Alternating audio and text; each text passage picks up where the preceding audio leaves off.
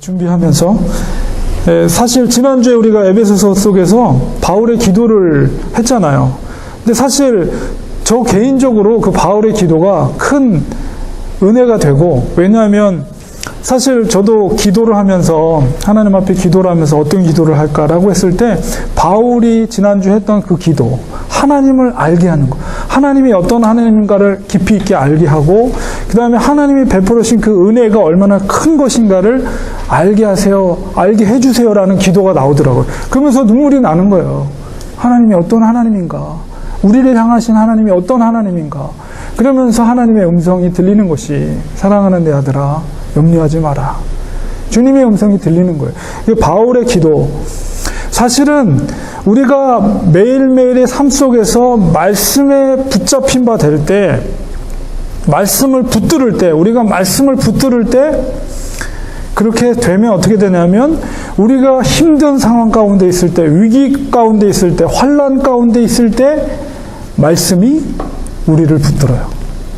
말씀이 우리를 붙잡아요. 그래서 우리는 살 수가 있는 거예요. 그래서 우리가 말씀을 깊이 있게 공부할 수밖에 없는 거예요. 결국 말씀이 우리를 살리고 말씀이 우리를 붙잡아줘요. 그래서 어떤 힘든 상황 가운데 있을지라도 그 말씀이 우리를 살리는 거예요. 그래서 갈보리 교회에서는 사실 제가 통독 운동을 했거든요. 별로 몇 명 안 나왔어요. 그래도 제가 말씀 통독 운동을 한 것은 그래도 말씀을 전체적으로 한번 읽어야 된다, 그것이 중요하게, 그 다음 제가 들어가려고 했던 것이 이렇게 깊이 있게 강독을 하는 거예요. 말씀을 깊이 있게. 우리가 한번 통독을 했으면 성경을 전체적으로 통시적으로 한번 보는 게 꼭 필요해요. 그래서 성경을 한번 통독 1년 정도, 1년에 한 번 정도 이렇게 통독하는 게 좋고요. 그 다음에 이제 깊이 있게 들어가는 거죠. 그래서 그 말씀이 얼마나 능력 있는 말씀인가, 말씀이 어떻게 생명력이 있는가, 말씀이 어떻게 우리를 붙드는가, 말씀이 어떻게 우리의 삶을 변화시키는가, 그걸 체험케 하는 거예요. 우리가 그 작업들을 하고 있는 거예요. 그래서 오늘은 이제 에베소서를 들어가는데요. 기도하고 말씀 듣는 시간 기도하겠습니다.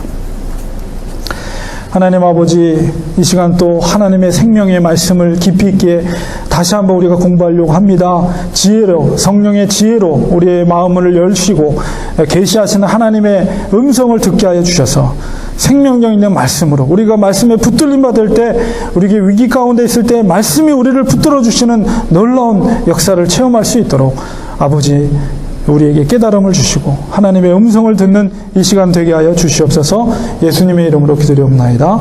아멘. 오늘은 에베소서 3장 전체를 볼 겁니다. 여기에서도 또 두 번째 사도 바울의 기도가 있고요. 그 다음에 지난주에 이제 에베소서 2장 속에 에베소서의 정수가 있다고 그랬고, 그 에베소서 정수가 바로 사도 바울 신학의 정수라고 제가 얘기했어요. 그래서 특별히 교회가 무엇인가에 대한 아주 중요한 개념들이 에베소서 2장에 있었습니다. 그리고 오늘 이제 에베소서 3장에서는 측량할 수 없는 하나님의 풍성한 은혜와 긍휼, 그것을 사도 바울이 증거하고 있어요. 그래서 여기에는 경륜, 하나님의 경륜의 비밀이라는 말로 이렇게 표현되어 있는데요. 그래서 사도 바울은 에베소서를 특별히 하나님의 그 크신 은혜를 다양하게 표현하고 있습니다. 그래서 앞서 읽었었던 1장 7절에는 우리가 그리스도 안에서 그의 은혜의 풍성함을 따라 이렇게 표현하고 있어요. 그래서 하나님의 지난주에 2장에서 있었던 말씀과 연결돼서 하나님의 풍성하신 은혜에 대한 것들을 계속 사도 바울이 가르치고 있습니다. 그리고 2장 4절에서 어떻게 표현하냐면, 긍휼의 풍성하신 하나님이 우리를 사랑하신 그 큰 사랑을 인하여. 그리고 오늘 3장 본문 속의 8절에서 나에게 이 은혜를 주신 것은 측량할 수 없는 그리스도의 풍성을 이방인에게 전하게 하시고, 이렇게 표현되어 있습니다. 그래서 에베소서에서 특별히 사도 바울은 하나님의 풍성하신 은혜에 대해서 설명을 하고 있습니다. 그래서 그 풍성하신 것은 곧 하나님의 구원의 은혜가 얼마나 놀랍고 큰 것인지를 강조하면서 설명하고 있는 것이죠. 그래서 제가 처음부터 설명하는 것이 에베소서를 쓴 바울의 목적이 무엇인가, 그래서 헬라파 크리스찬과 유대파 크리스찬의 분열되어 있는 모습을 하나로 일치시키는 그 목적에 의해서, 그래서 그 목적의 솔루션, 열쇠가 뭐라고요? 하나님의 그 구원, 하나님의 그 풍성하신 은혜를 너희가 다시 한번 깊이 있게 묵상하고 깊이 있게 깨달으라는 것이죠. 그래서 계속해서 하나님의 그 긍휼함, 풍성하신 은혜, 이런 것을 강조하고 있습니다.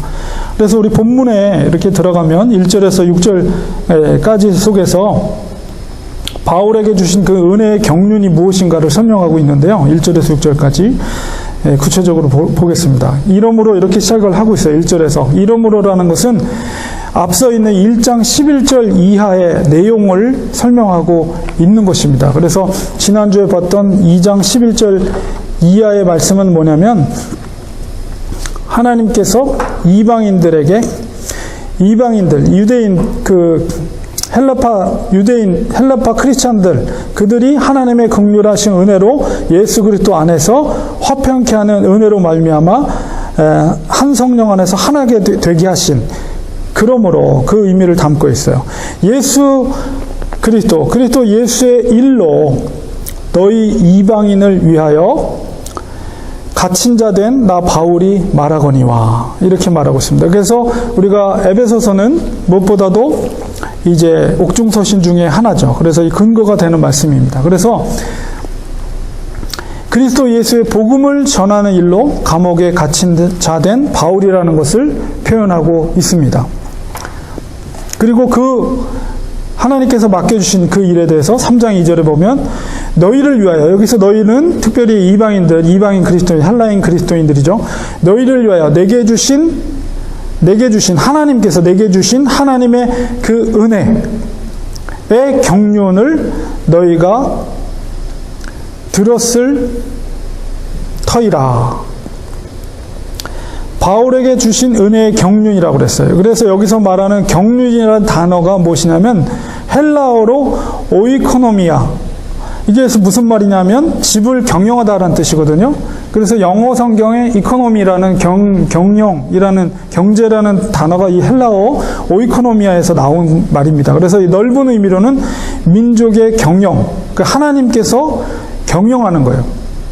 그래서 경영한다는 것은 이윤을 추구한다, 이렇게 볼 수가 있죠. 그런데 하나님의 경영의 특징이 뭐냐? 그것은 바로 은혜예요, 은혜. 하나님의 은혜의 경륜, 이렇게 말하겠습니다. 그래서 하나님께서 경영하시는 것은 그 특징이 뭐냐? 그것은 바로 은혜인데, 인간의 구원을 위한 하나님의 경영의 특징은 바로 은혜라는 거예요, 은혜. 일반적으로 경제 활동이라는 것은 제일 적은 이익을 가장 극대화하는 거죠. 그러나 여기서 하나님의 경륜이라는 것은 기본적인 특징이 은혜라는 것을 우리가 이해할 필요가 있습니다. 그래서 곧 계시로 내게 비밀을 알게 하신 것은 내가 먼저 간단히 기록함과 같으니, 여기서 비밀이라고 말하고 있어요. 그것을 읽으면 내가 그리스도의 비밀을 깨달은 것을 너희가 알 수 있으리라. 골로새서 2장 3절에 보면 하나님의 비밀인 그리스도라고 표현되어 있고요. 그 다음에 골로새서 2장 4절에 보면 그 안에는 지혜와 지식의 모든 보화가 감추어 있느니라, 이렇게 말하고 있습니다. 그리고 이 보화는 결국 믿지 않는 자들의 눈에는 감춰져 있습니다. 그렇기 때문에 비밀이라고 한 것이고, 그 다음에 그리스도의 비밀이라고 한 것은, 이 비밀은 오직 예수 그리스도의 계시를 통해서 알 수 있기 때문에 그리스도의 비밀이다. 사도 바울이 이렇게 말하고 있는 것입니다. 이제 3장 5절에 보면 그라는 것은 하나님이에요. 하나님의 거룩한 사도들과 선지자들에게, 보통 선지자 하면 구약의 선지자를 우리가 이해할 수 있는데, 순서적으로 보면 그렇게 표현할 때는 선지자가 앞에 오고 그 다음에 신약적인 사도들이 뒤에 옵니다. 그러나 여기서 말하는 선지자들은 신약시대의 선지자들을 대표하는 거예요. 설명하고 있는 거예요. 그래서 하나님의 거룩한 사도들과 신약의 선지자들에게 성령으로 나타내신 것 같이 다른 세대에서는, 여기서 다른 세대라는 것은 그리스도 이전 세대, 곧 구약 시대를 말하는 거예요. 구약 시대에서는 사람의 아들들이라고 표현되어 있지만은 관용적으로 그냥 사람들을 표현할 때 사람의 아들들이라고 이렇게 헬라어로 표현했습니다. 그래서 사람의 아들들이라는 것은 사람들이에요. 사람들. 구약 시대의 사람들, 그리스도 이전 세대의 사람들에게는 알리지 아니하셨다. 이렇게 여러분이 이해를 하시면 됩니다. 그 이유는 뭐냐? 이방인들이 복음으로 말미암아 그리스도 예수 안에서 함께 상속자, 여기서 함께라는 말이 3번 반복되는데요. 함께 상속자는 뭐냐? 그리스도 안에서 약속된 유업을 받는 상속자가 되고, 그 다음에 함께 지체가 된다. 그것은 그리스도의 몸이 된다는 거예요. 교회가 된다는 것이죠. 그 다음에 함께 약속에 참여하는 자. 이것은 그리스도 안에서 하나님의 약속에 참여한 자가 된다는 것이요. 그리스도의 비밀의 내용이에요. 이것이 바로 앞에서 3장 4절에서 말한 그리스도의 비밀이 무엇인가 라고 했을 때 그 3가지 내용을 말하고 있는 것입니다. 이 모든 것이 이방인에게 복음을 통해서 은혜로 주어진 것이다. 이것이 바로 그리스도의 비밀이죠. 그러니까 예수 그리스도를 통해서 숨겨졌던 비밀이 나타난 것인데, 바로 그것이 뭐냐? 바로 함께 그리스도 안에서 약속된 유업을 이방인들이 복음으로 말미암아 물려받는 것이며, 예수 그리스도로 말미암아 또한 예수 그리스도의 몸이 되는 것, 그것은 교회가 되는 것이죠. 이방인들도. 그 다음에 함께 이방인들도 약속에 참여하는 자가 된다는 것이죠. 이것이 바로 그리스도의 비밀이라는 거예요.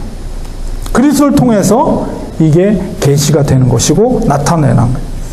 3장 7절, 이 복음을 위하여, 이 복음의 능력이 무엇인지 3가지로 설명했죠. 이 복음을 위하여 그의 능력, 그는 하나님입니다. 하나님의 능력이 역사하는 대로 내게 주신 하나님의 은혜의 선물을 따라 내가 일꾼, 섬기는 자가 되었다. 그래서 사도 바울은 그 복음을 전하는 일꾼의 사명을 뭐라고 이야기하냐면 하나님의 은혜의 선물이다, 이렇게 말하고 있어요. 그러니까 사도 바울이 복음을 전하는 것에 대해서 사도 바울은 하나님께서 특별히 나에게 준 하나님의 은혜의 선물이라고 인식하고 있었다는 거예요. 그렇기 때문에 그가 어떤 고난과 역경과 환난이 있을지라도 그것은 하나님의 은혜의 선물이기 때문에 복음을 전하는 일은 기쁨으로 그 일을 감당한 거예요. 그렇기 때문에 사도 바울의 상급이 얼마나 크겠습니까? 복음으로 인해서 그동안 고난을 받는 것, 핍박받은 것이 얼마나 크고 너무나도 많죠. 그럼에도 불구하고 그는 기쁨으로 그것을 감당했다는 거예요. 이 고백을 통해서 나는 이 복음을 위해서 주님의 일꾼이 되었다. 나는 복음을 위해서 주님의 섬기는 자가 되었다는 거예요. 이방인들, 특별히 이방인들에게 섬기는 자가 되었다요. 복음을 전하는 일, 그리스도의 비밀을 나타내는 일을 위해서. 3장 8절에 모든 성도 중에 지극히 작은 자보다 더 작은 나에게, 사실 자기를 지칭하는 설명들이 굉장히 겸손하게 표현되어 있죠. 마지막 디모데 후서에는 뭐라고 그러냐면 나는 죄인 중에 괴수다라고 이렇게 표현되어 있어요. 그런데 초창기에는 뭐라고 표현되냐면 나는 사도 중에 한 명이다, 이렇게 표현되어 있어요. 그러니까 점점 자기 자신이 그리스도의 성숙한 사람으로 성숙해질수록 자기의 허물과 자기의 연약함과 자기의 부족함을 깨닫는 거예요. 그래서 여기서는 많이 겸손해진 거죠. 그래서 성도라고, 성도 중에, 사도도 아니고 성도 중에서 지극히 작은 자보다 더 작은 나에게 이 은혜는 어떤 은혜요? 하나님의 은혜의 선물, 이방인들에게 복음을 전하는 일을 나에게 주신 것은 측량할 수 없는 그리스도의 풍성함. 측량할 수 없다라는 표현은 헬라어 원어의 의미는 뭐냐면 추적할 수 없다는 뜻이에요. 추적할 수 없다. 하나님의 그 은혜를, 하나님의 그 풍성함을 아무리 쫓아가서 추적하려고 해도 추적할 수 없다는 거예요. 그만큼 하나님의 사랑은 너무나도 크다는 거죠. 그렇게 표현된 거예요. 그리스도의 풍성함을 이방인에게 전하게 하시고, 그 다음에 영원부터를 수식하는 말은 뒤에 있는 만물을 만물을 수식하는 것이 아니라 감추어졌던이라는 단어를 수식합니다. 영원부터 감추었던 비밀의 경륜, 이 어떠한 것을 드러내게 하려 하심이라. 하나님께서 나에게 그렇게 큰 은혜, 복음을 전하는 은혜를 나에게 주신 것은 그 비밀, 그리스도의 비밀을 나타나게 하기 위함이다. 만물을 창조하신 하나님 속에 감추었던, 그래서 바울에게 주신 은혜의 목적 두 가지를 설명하고 있는 것입니다. 7절에서 11절까지 바로 그 두 가지 목적. 하나는 8절에 있는 것처럼 이방인에게 복음을 전하는 것. 두 번째는 감추었던, 하나님 속에 감추었던 그 비밀이라는 건 감추어진 거죠. 그러니까 그리스도가 오기 전까지 비밀로서 하나님 속에 감추어졌던, 창세 만물 속에 만물을 창조하신 하나님 속에 감추어졌던 그 비밀의 경륜을 드러나게 하기 위한 것이 바울에게 주신 은혜의 목적 두 번째 거예요. 그리스도를 통해서 그것이 드러난 거죠. 근데 그것을 나타나게 하는 것이 바울의 역할인 거예요. 3장 10절에 보면 이는 이제 교회로 말미암아 교회를 통해 하늘에 서 있는이라고 되어 있지만 원어적으로는 하늘에 있는 이렇게 표현하는 게 더 쉽습니다. 하늘에 있는 통치자들과 권세들, 하늘에 있는 통치자들과 권세들이라는 것은 곧 하늘에 있는 천사들을 의미하는 거예요. 여러분이 그렇게 이해를 하시면 됩니다. 그러니까 이 말씀이 굉장히 중요한데, 교회를 통해서 하늘에 있는 통치자들과 권세들, 하늘에 있는 천사들에게 하나님의 각종 지혜를 알게 하려 하심이니, 이는이라는 것은 앞에 있는 사도 바울의 두 가지 목적, 전하고 그 다음에 비밀의 경륜, 하나님의 비밀의 경륜을 드러나게 하는 일이에요. 사도 바울이 그 일을 하는 건데, 이것은 교회를 통해서 하늘에 있는 천사들에게 하나님의 각종 지혜를 알게 하려 하심이라. 이게 무슨 말이냐? 하늘에 있는 천사들도 그리스도를 통한 하나님의 구원 사역에 대해서 알기를 원한다는 거예요. 그러니까 하나님은 천사들에게조차도 하나님께 감추어졌던 이 비밀을 숨기고 계신 거예요. 그래서 그들에게 직접 말한 것이 아니라 천사들조차도 지금 지상에서 교회를 통해서 하나님의 감추었던 비밀이, 이 교회라는 것은 뭐예요?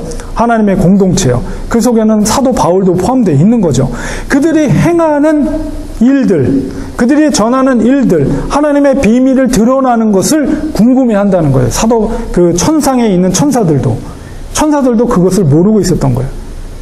그래서 그것을 통해서, 그러니까 이 천사들도 지상에 있는 교회를 보고 있는 거예요. 지상에 있는 사도들을 보고 있는 거예요. 왜? 하나님의 비밀이 궁금하니까. 하나님이 어떤 비밀을 통해서 구원의 역사를 이루는가를 궁금해하고 있는 거예요. 그래서 지금도 천사들이 교회를 보고 있는 거예요. 교회가 어떻게 행하고 있는가? 교회에 하나님께 숨겨진 비밀을 어떻게 드러나고 있는가? 그 비밀이 무엇인가? 그것을 궁금해하고 있다는 거예요. 얼마나 놀라운 일인지 몰라, 이게. 그만큼 교회가 얼마나 중요한지를 우리는 보는 것이죠. 그런 영적인 권세자들이, 천사들이 교회를 보고 있다는 것이에요. 곧 영원부터 우리 주 그리스도 예수 안에서 예정하신 뜻대로 하신 것이라. 하나님께서 미리 정하신 계획대로 하신 것이라는 거예요. 그렇기 때문에 구원 역사는, 하나님이 계획하신 구원의 역사는 세상의 역사의 핵심이고 중심에 있는 것이며, 그 중심 한가운데 뭐가 있다고요? 교회가 있는 거예요. 교회가. 왜냐하면 그 교회를 통해서 하나님의 비밀이 드러나기 때문에. 사도 바울의 사역이 그거였어요. 이방인들에게 하나님의 비밀을 드러나게 하는 것. 근데 곧 사도들의 공동체, 성도들의 공동체는 곧 교회죠. 교회가 하나님의 비밀을 드러나게 하는 것입니다. 그래서 1장 뒷페이지 보면, 우리가 그날은 것은 그리스도예요. 그리스도 안에서 그를 믿음으로 말미암아, 그리스도를 믿음으로 말미암아 담대함과 확신을 가지고 하나님께 나아감을 얻느니라. 그 비밀이 드러났어요. 그래서 그 그리스도를 통해서 우리가 2장에서 봤던 하나님의 보좌 우편에 그 권세의 유업을 받을 수 있는 양자가 되었어요. 그렇기 때문에 하나님 앞에 두려움 없이 나가서 그 앞에서 솔직하게 아랠 수 있는 신분이 되었다는 겁니다. 우리가 당당하게 하나님 앞에 아랠 수 있는 신분이 되었다는 거예요. 그리스도를 통해서. 심지어 너희 이방인들도. 사도 바울이 그걸 얘기하는 거예요. 그러므로 마지막 13절에 너희에게 구하노니 너희를 위한 나의 환난에 대해서 낙심하지 말아라. 이는 너희의 영광이니라. 그리스도를 통해서 하나님 앞에 담대히 나아갈 수 있는 특권을 가진 성도는 이 세상의 어떤 환난이나 핍박에도 두려워하지 말고 오히려 영광스럽게 담대히 복음을 전해야 하는 이유가 여기에 있는 거예요. 그러니까 사도 바울이 옥에 갇혀 있는 것을 너희 두려워하지 마라. 비록 나의 몸이 옥에 갇혀 있을지라도 우리의 신분은 담대하게 하나님 앞에 나아갈 수 있는 특권을 가진 신분이다. 그러므로 그것을 두려워하지 말고 어떤 환난과 핍박 가운데 있을지라도 담대하게, 오히려 그것을 영광스럽게 여기고 담대하게 복음을 전하라. 사도 바울의 요구가, 울부짖음이 여기 있는 것입니다. 그 다음에 이어지는 것이 3장 14절에서 21절까지 사도 바울의 두 번째 기도의 내용이 이제 기록되어 있습니다. 여기에는 이제 네 가지의 간구의 내용이 있습니다. 바울이 기도하는 것은 믿음이 자라는 데에는 하나님의 도우심이 절대적으로 필요하기 때문입니다. 그래서 복음의 확장을 이루게 하시는 분은 성령님이시죠. 성령님께서 역사하시는 거예요. 바울은 그것을 잘 알고 있었기 때문에 기도하지 않을 수 없었습니다. 그래서 지금 이 부분은 이제 그들에게, 에베소 성도들에게 이제 이론적인, 그 다음에 교리적인 것들을 이야기하다가 가슴속에 그냥 불이 일어나는 거예요. 그 하나님을 향한, 그 성도들을 향한 간절함이 생긴 거죠. 그래서 기도를 적은 거예요. 기도를. 그래서 성도들 향한 두 번째 기도에는 어떤 내용들이 들어있는지 한번 보겠습니다. 3장 14절에 이러함으로 내가 하늘과 땅에 있는 각 족속에게 이름을 주신 아버지 앞에 무릎을 꿇고 비노니. 우리가 이제 토요일 날 기도에 대해서 두 번째 시간을 가질 텐데요. 우리가 기도를 할 때는 가장 첫 번째가 뭐냐면 바로 기도의 대상이 있다는 거예요. 기도의 대상. 기도의 대상은 당연히 물론 하나님께 기도를 드리는 거죠. 그런데 하나님께 기도를 드릴 때 성부 하나님 있죠? 성부, 성자, 성령 하나님, 삼위일체 하나님이 계세요. 근데 우리가 기도를 드리는 대상은 성자 예수님도 아니고요, 성령 하나님도 아니에요. 물론 성자 예수님을 향해 기도를 하는 것이 뭐 나쁜 건 아니에요. 그러나 정확한 기도의 대상은 성부 하나님이에요. 성부 하나님께 기도를 드리는 거예요. 그래서 여기서도 사도 바울이 하늘과 땅에 있는 각 족속에게 이름을 주신 아버지 앞에, 성부 아버지 앞에 무릎을 꿇고 비노니. 그러니까 우리가 기도할 때는 항상 대상이 되는 하나님 아버지를 제일 먼저 불러야 돼요.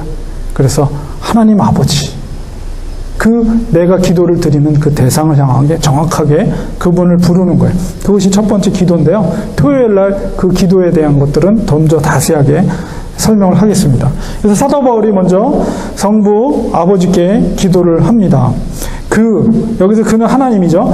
하나님의 영광의 풍성함을 따라 그의 성령으로 말미암아 그의 속사람을 능력으로 강건하게 하시오며, 여기 에베소 성도들을 향해서 기도하는 첫 번째 간구는 뭐냐? 속사람이라는 것은 영이에요. 영. 우리 속에 있는 영혼, 영이에요. 그러니까 우리가 기도할 때 첫 번째 원리를 우리가 또 깨달을 수 있는 것은, 우리 몸은 육신적인 몸과 혼과 마음이죠. 마음, 혼이라는 것은. 그 다음에 영이 있어요. 영적인. 이렇게 세 가지로 구성이 되어 있어요. 제일 먼저 사도 바울이 우선순위를 두고 기도한 것은 영이에요. 영. 그러니까 우리는 사실 육체적인 것 혹은 마음적인 것에 더 마음과 관심이 많지만은 실질적인 키는 영에 있어요. 영적인 문제예요. 모든 것들은. 그렇기 때문에 사도 바울이 제일 먼저 에베소 성도를 향해서 기도했던 것은 뭐냐면, 가장 중요한 것은 하나님의 은혜가 필요해요. 그래서 하나님의 영광의 풍성함, 이 모든 영혼의 문제를 주장하는 것은 하나님의 은혜가 필요하기 때문에 하나님의 영광의 풍성함을 따라, 그 다음에 그것을 일하시는 건 뭐예요? 그것을 일하시는 분은 성령님이에요. 성령님을 통해서 성도들을 통해 일하시는 거거든요. 하나님의 은혜의 풍성함을 따라서 하나님의 성령님으로 말미암아 너희의 속사람이라는 것은 영이에요. 너의 영을 능력으로 강건하게 하시오며. 첫 번째 사도 바울의 기도의 제목이 이거예요. 가장 중요한 거예요. 이거.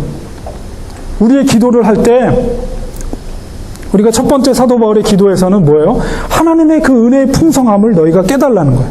하나님 아는 지식 가운데 풍성하게 거하라는 거예요. 두 번째는 하나님이 우리에게 베풀으신 은혜가 얼마나 지극히 큰 것인가, 그것을 깨달으라는 거예요. 그 다음에 이번 두 번째 사도 바울의 기도의 간구에 거기서 두 가지였고요. 여기서는 네 가지인데, 그 네 가지 중에 첫 번째 뭐냐면 영적인 능력으로 강건하게 해달라는 거예요. 하나님의 은혜의 풍성함으로 성령을 따라서 우리의 에베소 성도들의 영적인 능력이 강건케 해 주시옵소서. 사도 바울이 뜨겁게 기도하는 거예요, 지금. 그 다음에 두 번째 3장 17절에 믿음으로 말미암아 그리스도께서 너희 마음에 계시게 하시옵고 너희가 사랑 가운데서 뿌리가 박히고 터가 굳어져서. 이것은 뭐냐면 그리스도와의 연합이죠. 그리스도께서 너희 마음에 계시게 한다는 것은 뭐예요? 그리스도께서 우리와 연합되고 그리스도께서 함께 하시고 그리스도께서 함께한 것을 인정하고 우리의 삶 가운데서 동행하는 것, 그렇게 해달라는 거예요. 에베소 성도들에게 정말 그들의 마음속에 예수 그리스도께서 함께 하심을 알게 하시고 인정하게 하시고 삶 가운데 동행하게 하여 주시옵소서. 사도 바울이 두 번째 성도들을 향한 뜨거운 간구를 하는 거예요. 그렇습니다. 우리가 살아가면서 예수 그리스도께서 나의 손을 붙잡아 주신다면, 여러분 그 그림 있죠? 폭풍우가 몰아치는 그 바다에 키를 잡고 있는데 뒤에서 예수님께서 그의 어깨에 손을 올리고 저쪽을 향해 손가락질하는, 여러분 그 액체의 그림을 여러분이 보신 분들 계실 거예요. 얼마나 든든합니까? 아무리 폭풍우가 칠지라도 그리스도께서 나와 함께 하시고 나를 붙잡아 주시고 주님께서 향하시는 방향으로 내 키를 잡아서 그 키를 방향을 잡아 주시는 주님이 우리의 인생 가운데 함께 하신다면 그것만큼 든든한 게 어디 있겠어요? 우리는 그분을 인정해야 돼. 우리 삶 가운데 그분과 동행해야 돼. 그분이 함께 하심을 느껴야 돼. 누구보다도 그분이 내 바로 옆에서 나와 함께 하심을 느껴야 돼. 두 번째 간구가 그거고요. 세 번째로 3장 18절에 보니까 능히 모든 성도와 함께 지식에 넘치는 그리스도의 사랑을 알고, 네 번째 간구를 3장 19절 뒤편에 이제 그리스도의 사랑을 알게 하셔서 이렇게 됐는데요. 세 번째는 사실은 이게 절이 구분되어 있지만 헬라어에는 이 세 번째 강구가 19절에 있는 개역 개정판에 있는 19절에 있는 것이 원래는 세 번째 강구예요. 그래서 그 너비와 길이와 높이와 깊이가 어떠함을 깨달아. 그래서 세 번째 강구는 사실 목적은 없어요. 어떤 것의 넓이와 길이와 높이와 깊이가 어떠함을 깨달아 라는 어떤 것은 헬라어에 없어요. 그런데 이제 앞뒤 문장을 우리가 고려해 볼 때 그것은 그리스도의 사랑의 그 넓이와 길이와 높이와 깊이가 어떠함을 깨닫게 하소서. 이것이 세 번째 강구예요. 그래서 하나님의 사랑, 예수 그리스도의 사랑, 예수 그리스도의 그 교회를 사랑하는 사랑, 머리 대신 예수 그리스도의 교회를 사랑하는 그 사랑의 깊이와 넓이와 정말 우주 같은 그 사랑을 우리 에베소 성도들이, 헬라판이 유대판이 갈라져 있는 그 성도들이 그 그리스도의 사랑의 깊이와 넓이를 깨닫게 해주세요 하는 것이 사도 바울의 세 번째 강구입니다. 그리고 네 번째 강구는 개역개정판의 18절에 있는 그리스도의 사랑, 모든 성도와 함께 지식에 넘치는 그리스도의 사랑을 알게 해주세요가 바로 네 번째 사랑입니다. 깊이를 깨닫고 그 다음에 아는 것. 그러니까 깨닫는 것과 아는 것엔 조금 차이가 있죠. 그래서 이 두 가지를 세 번째, 네 번째 간구로 한 겁니다. 그래서 그리스도의 사랑을 알도록 간구하는 이유는 에베소 교회 성도들이 하나님의 모든 충만에 이르도록 하기 위함입니다. 왜냐하면 교회는 만물을 충만케 하는 충만이다. 이렇게 사도 바울이 말했기 때문에 그 사랑을 깨달을 때 교회가 하나님의 충만함으로서의 역할을 감당할 수가 있는 거죠. 그래서 사도 바울이 에베소 교회와 성도들을 향해서 이런 기도에 네 가지의 간구를 하고 있는 것입니다. 우리 가운데 역사하시는 능력대로 우리가 구하거나 생각하는 모든 것에 더 넘치도록 능히 하시리는 하나님 아버지입니다.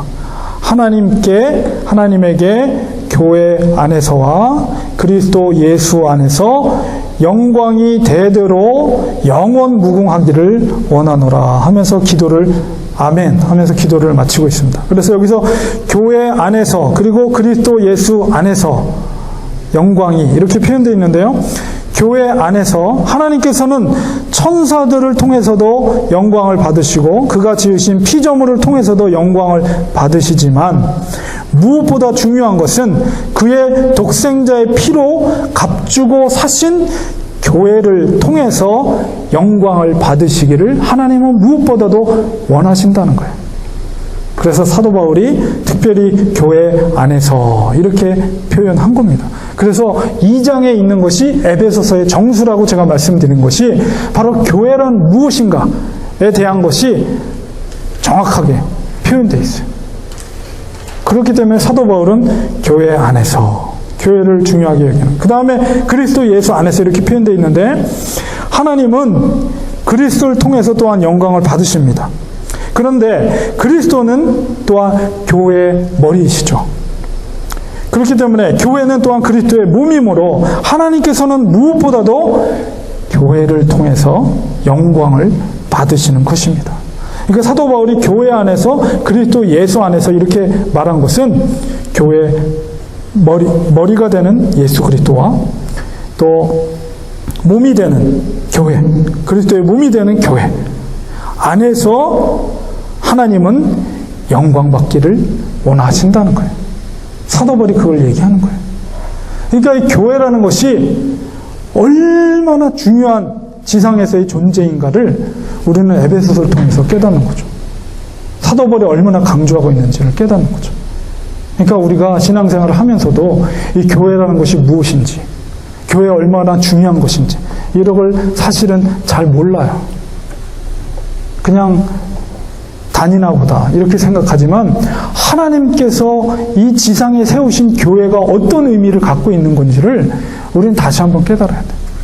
사도 바울이 그래서 바울의 기도, 두 번째 기도, 첫 번째 기도나 두 번째 기도나 동일한 거예요. 동일한 거예요. 그러므로 우리는 교회를 귀하게 여겨야 됩니다.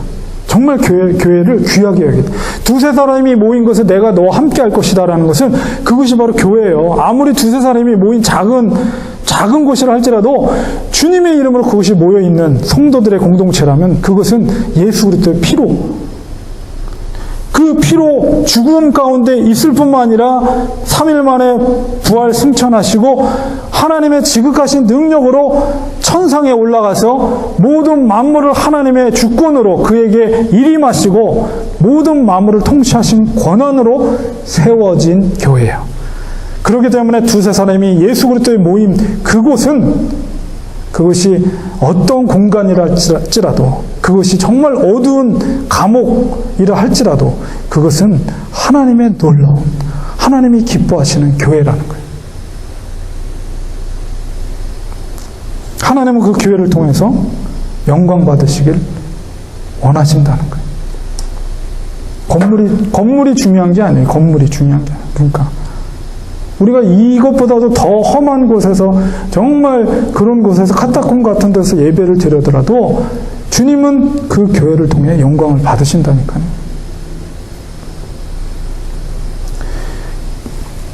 그렇기 때문에 구체적으로 교회에 나오는 성도들을, 우리 여러분들을, 우리는 귀하게 여겨야 돼요. 왜냐하면 우리가 교회이기 때문에. 하나님은 우리를 통해 영광 받기를 원하시기 때문에. 비록 연약한 자일지라도, 부족한 자일지라도 바로 성도들을 하나님께서 소중히 여기시기 때문에 우리는 이들을 소중히 여겨야 돼요. 이들을 통해서, 연약한 이들을 통해서 하나님은 영광 받기를 원하시기 때문에 우리는 성도들을 소중하게 여겨야 돼요.